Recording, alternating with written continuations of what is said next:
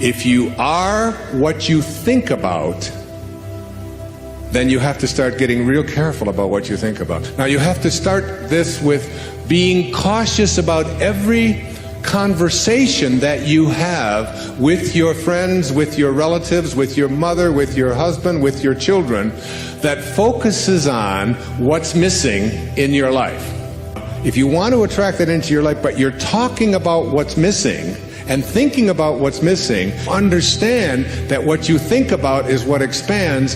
You will continue to expand more of what's missing, and you'll continue to attract what's missing in your life. I never talk about what's missing in my life. I only put my attention on what I intend to create. Whatever it is that you would like to attract into your life, know that it's on its way. As you begin to shift the way that you think and have an anticipation that this thing is going to work out for you, you can only act upon your thoughts. And as you get these higher and higher thoughts, what happens is that the thought is now more aligned with what it is you want to attract, and then you start acting upon that thought.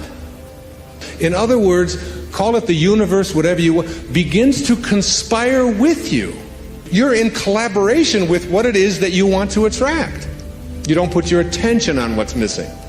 You don't tell other people about what's missing.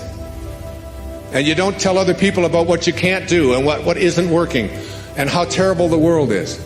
You have got to get yourself to a place where you don't allow yourself to have violent thoughts come into your consciousness. That means you got to watch the movies you're watching. That means the games that your children are playing, video games, have got to be monitored and removed when they have violence built into them. It means that you don't watch the news and you don't read the stories, endlessly reaffirming what a terrible place this world is. It is not a terrible place. It's a perfect place. It's a beautiful place. And you don't have to fill yourself with that kind of energy. So you don't put your thoughts on what's missing.